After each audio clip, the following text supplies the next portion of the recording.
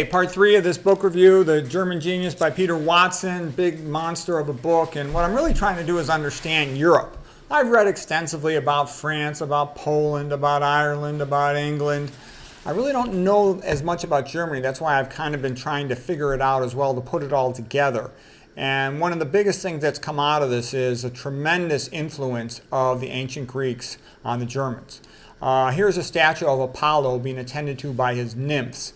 And Apollo was the great hero of the Germans and of Johann Winckelmann. He was sort of the god of reason, the god of knowledge, the god of wisdom. But, you know, like other Greek gods on Olympus, he liked his women and he chased women a lot. Okay. This is the Stanza Signatura in the signature room in the Vatican. And on this wall, of course, is the classic painting, The School of Athens, with lots of Greek scholars, philosophers, and scientists like Archimedes. There's the philosopher Diogenes. Of course, in the back is Plato pointing up to the sky. You can see it right behind me. And then Aristotle right next to him pointing down below. Aristotle's the biologist, the practical one, the down-to-earth one. And on this far wall, what we're going to be talking about today some more is there's Apollo. This is Mount Parnassus, you know, the mountain of the arts, okay? And this is a very famous set of paintings, okay? And right across from it was the painting of the Christian religion. And this is the room that John Ruskin really complained about, was pissed off about. He said that Raphael emphasized the beauty of the characters in these paintings and the Greeks too much over Christian philosophy, and he felt that that led to decadence in art and the destruction of art. We'll come to that later on. That's in the Victorian age, in England, 1853, the Pre-Raphaelite Brotherhood of Artists, okay, who wanted to go back to the time before Raphael when they felt that art was more inherently religious and sincere. Okay, but for our purposes today, Mount Parnassus and Apollo is a big topic because Winckelmann, okay, here by the way is Mount Parnassus. There's Apollo and there's all these other Greek writers and philosophers. There's Homer right there, for example. He's got Dante in the painting as well. Okay. Okay, now here's another famous statue of Apollo. This one where he's chasing the nymph Daphne, and she rejected him and she turned herself into a tree. Bernini was the great sculptor of the 1600s, the Baroque age. He was sort of the Michelangelo in sculpture of the 1600s. Okay, now here is the painting of sort of the big guy for today is Johann Joachim Winckelmann. And you can see he's painted with a classical background.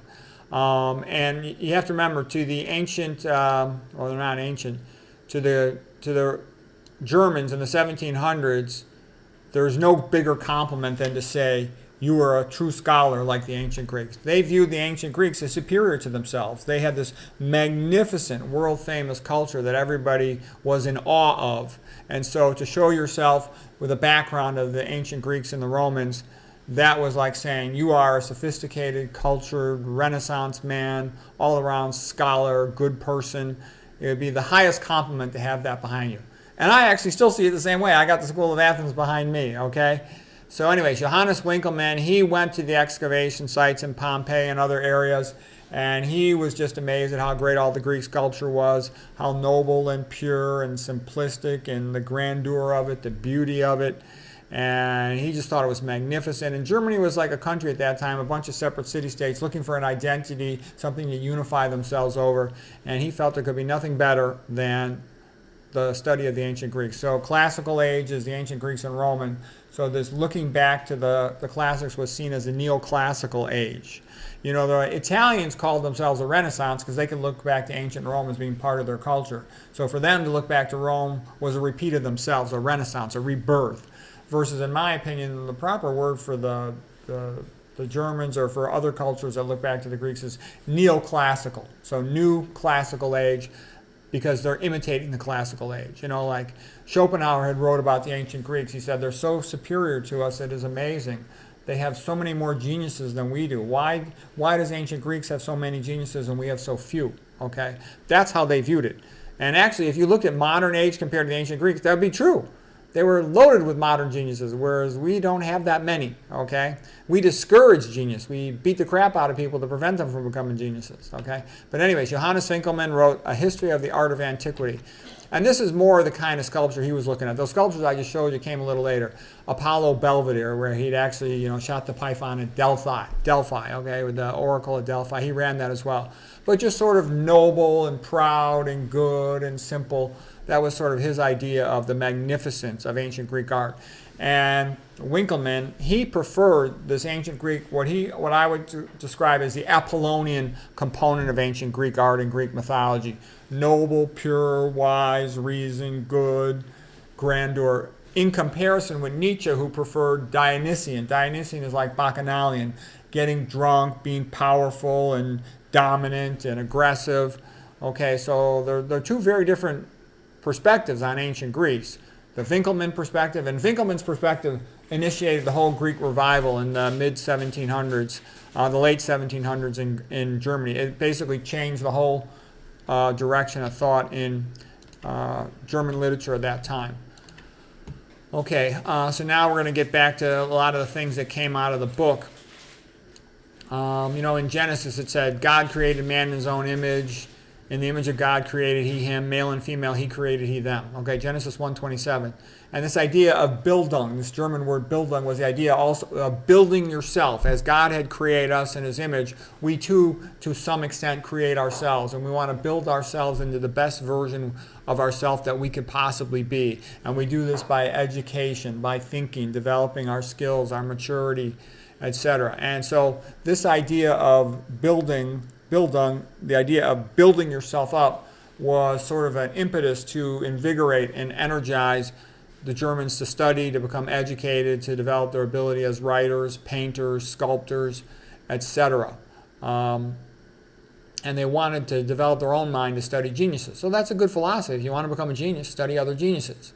Okay? And it's kind of like the idea of the philosopher's stone and alchemy, trying to turn something into gold, motivated them to develop chemistry.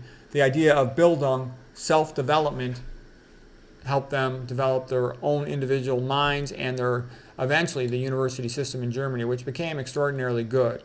We'll get to that later. Right now I'm doing that, like out of Berlin, 1910 and whatnot, where they got going big time with research. What I'm doing is I'm sort of setting the stage here with what was going through their minds, because, if you want to understand something, it helps to know where it came from, how it was built, and that's what we're doing right now. Europe in the 1700s was also looking back to the Italian Renaissance, and the Italian Renaissance came largely from, the Dominicans, the Scholastics, Albert the Great, Saint Albert the Great, Magnus. Okay, he was German too, and they knew that.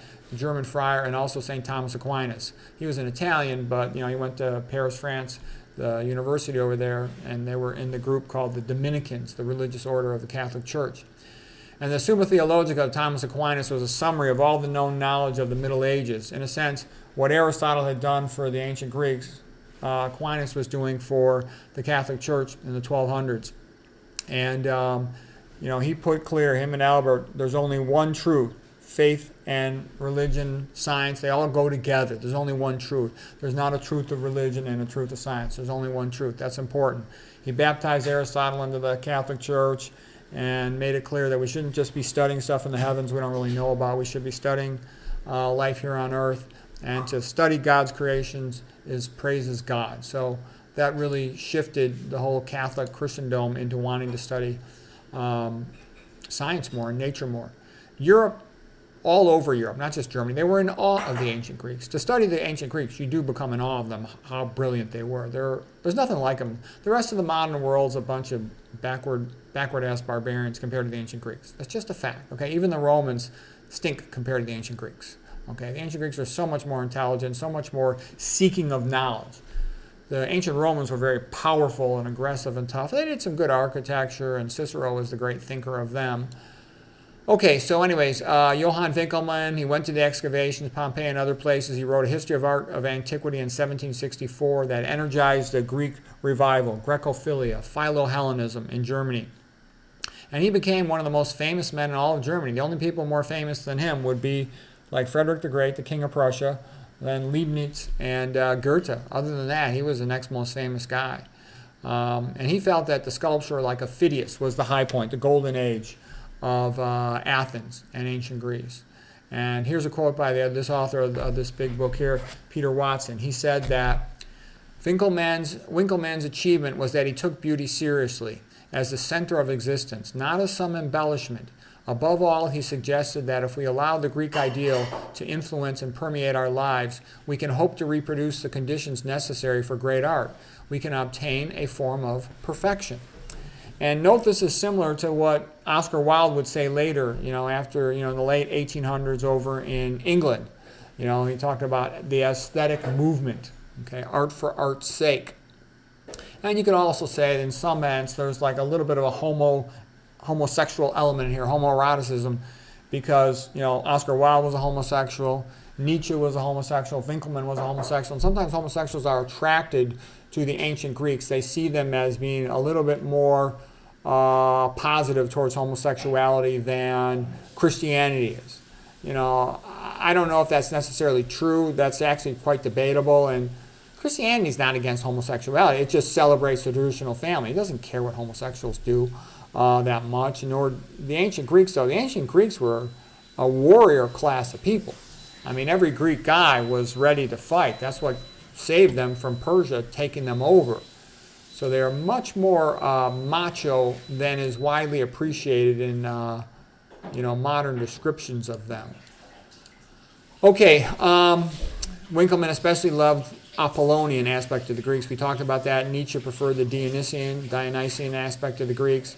Winckelmann felt that Apollonian Greek art was the opposite of Baroque art, that Baroque art was decadent. Baroque art, you got to remember, was like Roman Catholic art, which to them seemed like the Roman Catholic Church of Italy, as well as the movement of Baroque art into France, which then sort of transitioned into Rococo. And Rococo was kind of like lightweight art, like just fantasy art, romantic art, young lovers finding each other, like the painting on the swing, like Fragonard, that sort of stuff.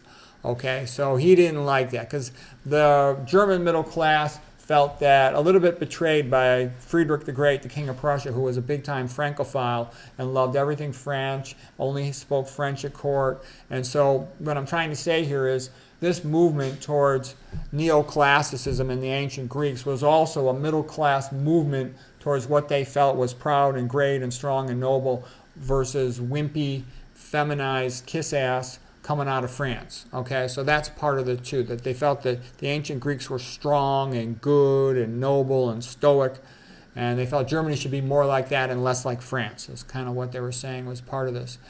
And examples of how much they loved the ancient Greeks. Goethe felt, that according to Peter Watson, he said Goethe viewed Winckelmann as being like Columbus, opened up a new world, because they hadn't appreciated fully. They had all studied ancient Greece and Rome to some extent, but Winckelmann had to help them to appreciate it more fully. Him having traveled out there and seen all the excavation sites, it was even more awesome than they had previously thought.